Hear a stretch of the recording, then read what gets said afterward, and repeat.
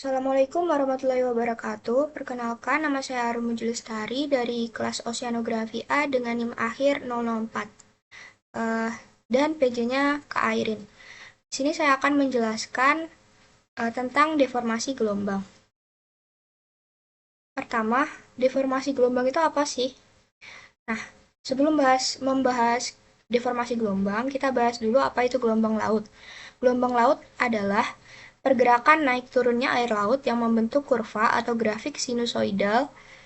Sedangkan deformasi gelombang sendiri adalah perubahan karakteristik gelombang seperti tinggi, periode, panjang, arah, dan sebagainya yang terjadi akibat berbagai faktor seperti perubahan kedalaman dasar laut dan kemiringan dasar laut yang tidak sejajar dengan arah datangnya gelombang. Terdapat perbedaan antara deformasi gelombang dan gelombang linier.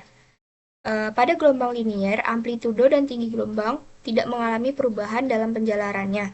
Sedangkan pada deformasi gelombang, tinggi dan periode gelombang mengalami perubahan karena adanya pengaruh akibat kedalaman dasar laut serta parameter-parameter lain. Selanjutnya, deformasi gelombang itu memiliki 3 jenis. Yang pertama ada refraksi gelombang, lalu ada refleksi gelombang, dan ada juga difraksi gelombang. Nah, refraksi itu sendiri merupakan peristiwa terbeloknya arah gelombang yang disebabkan datangnya gelombang yang tidak tegak lurus dengan pantai. Sementara itu, refleksi gelombang merupakan peristiwa gelombang datang yang mengenai suatu rintangan, kemudian gelombang dipantulkan sebagian atau seluruhnya.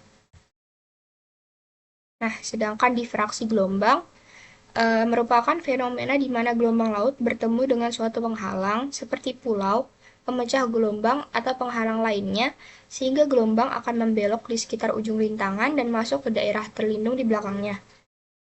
Energi gelombang sebagian besar diredam oleh rintangan dan sebagian lainnya tertransfer ke area terlindung, sehingga tinggi gelombang akan bervariasi sesuai dengan besar dan arah sudut gelombang datang terhadap rintangan. Selanjutnya ada gelombang pecah.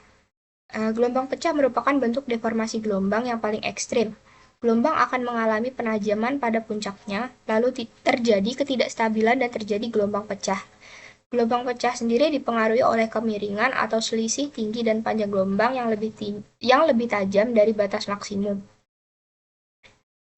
Jenis-jenis gelombang pecah itu ada spilling, collapsing, plugging, dan surging dengan nilai NI yang tertera pada PPT ini.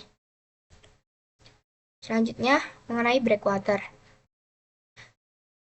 Breakwater adalah struktur pemecah gelombang yang ditempatkan dalam jarak tertentu dari garis pantai yang sejajar dengan pantai. Tujuan utama breakwater adalah untuk melindungi pantai dari dampak gelombang yang datang dari laut. Breakwater bekerja dengan meredam energi gelombang yang ada di suatu perairan, sehingga breakwater dapat menjaga kestabilan garis pantai.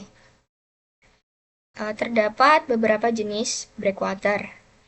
Yang pertama ada breakwater tunggal, yang dibangun sejajar dengan garis pantai dan berada pada jarak tertentu dari garis pantai.